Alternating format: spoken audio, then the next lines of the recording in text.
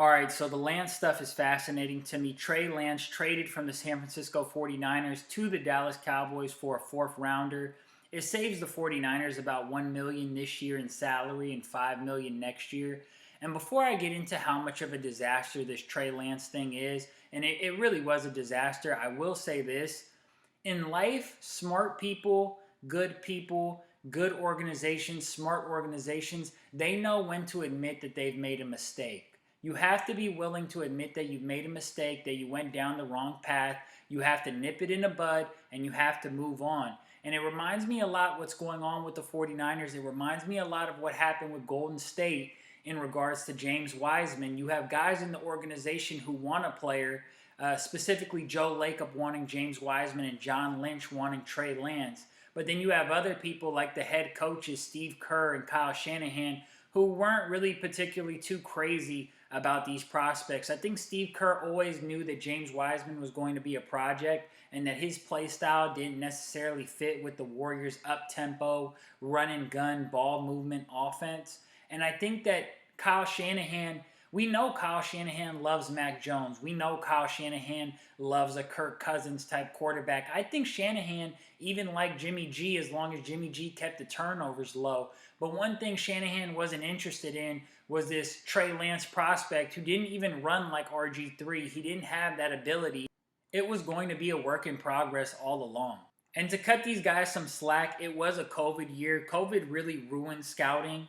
You know, it made it impossible to really get a feel for these prospects. So we're going to look back and see that the COVID situation really just messed up a lot of opportunities to scout players. But this 49er situation, it's even worse than the Golden State Warriors because the Golden State Warriors, they were just sitting pretty at number 2 and they just drafted James Wiseman. And besides Halliburton, who slipped through the cracks, you couldn't really look at any other players and say, oh, they should have definitely took that guy over Wiseman. I mean, I never liked the Wiseman pick. I would have taken LaMelo, but I understand that LaMelo had a lot going on with the Big Baller brand and him playing out in, I believe it Australia.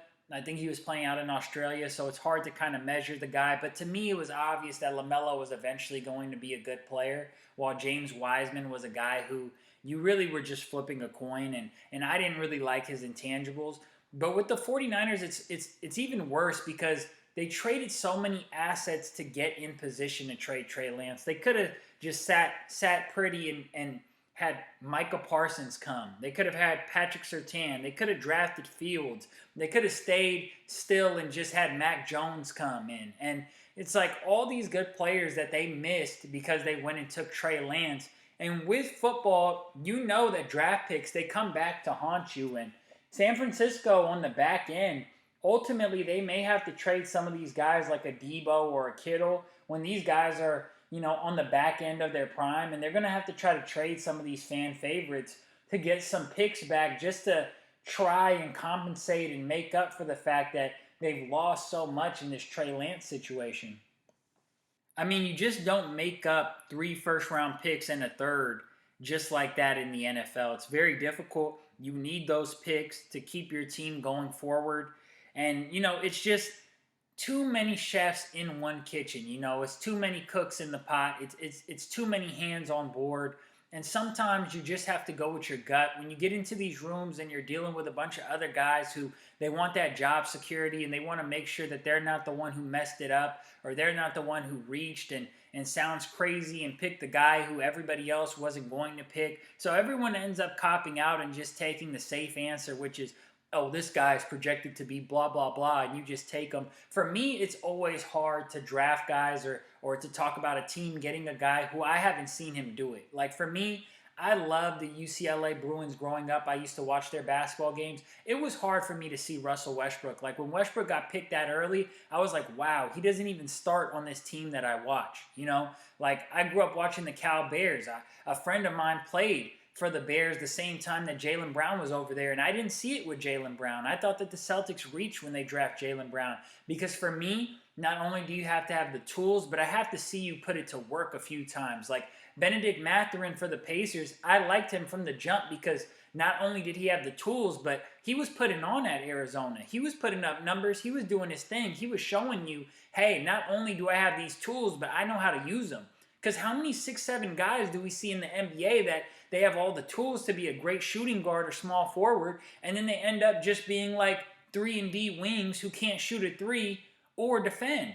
I mean, it's a ton of those guys, you know, and that's just what happens when you start getting too caught up in these projections of, oh, what do we project this guy to be? Who is this guy going to be or supposed to be? Worry about what's in front of you. Worry about what a guy's showing you. Trey Lance, you know, Minnesota, they didn't even want to give him a quarterback position when he was coming in there. You know, they weren't even offering him a quarterback role. You know, like this is a guy who like some coaches looked at and didn't even think could play the quarterback position in college. So he's a major project, and to think that you were just going to throw him in over a Jimmy G when you have a Super Bowl ready roster, it just never made sense to me.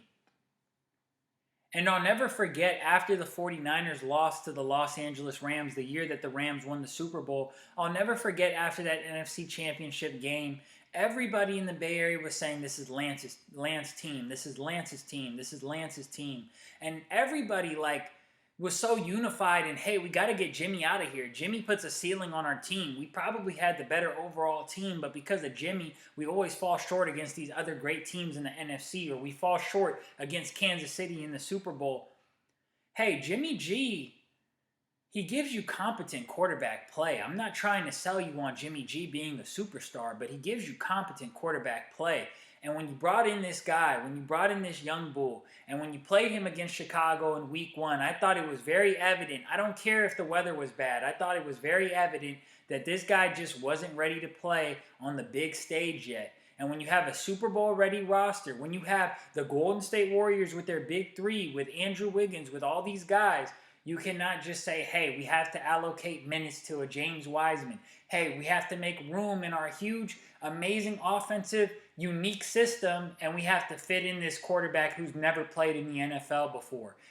We have to incorporate this baby into our complex system, one of the most complex offenses in the entire National Football League. Or actually, we're going to change our whole offense where we have all these amazing skill players who do great within this offense, and we're going to change the whole thing up to make this rookie quarterback or this second-year quarterback feel more comfortable. Like, that was just never the wave. And you know, trading a number 2 overall pick in James Wiseman for GP2, it doesn't necessarily sound good, but GP2 helps the Warriors win now, you know. Getting Trey Lance out of there, getting Sam Darnold as a backup, you know, having Brandon Allen as a backup, these are things that are going to help the 49ers win now. And it's crazy because I just think this situation is so fascinating when you look at these two organizations. It's like kind of a case study for me of like, when you have too many people in one room and you get swayed away from your opinion, because I'm sure Steve Kerr and Kyle Shanahan never liked these guys. They were never sold on these guys, you know? So, and anytime they said something about these guys to the media, I think, in my opinion, that they were lying. I think they were saving face. I think they were falling on the sword for the franchise, you know? And I think those things come with the job. But yeah, I just find it really interesting, this James Wiseman, Golden State, and Trey Lance with the 49ers, and the fact that both these teams are in San Francisco and it's happening at the same time. And these guys, you know, there was that picture where they were, you know, spotted at the strip club together that one time. And it's just eerily similar situations, and I just found it to be extremely interesting. So, you know, ultimately both these teams are really good franchises. They have a lot of star players, so it's not going to hurt them now because both teams are contending for a championship.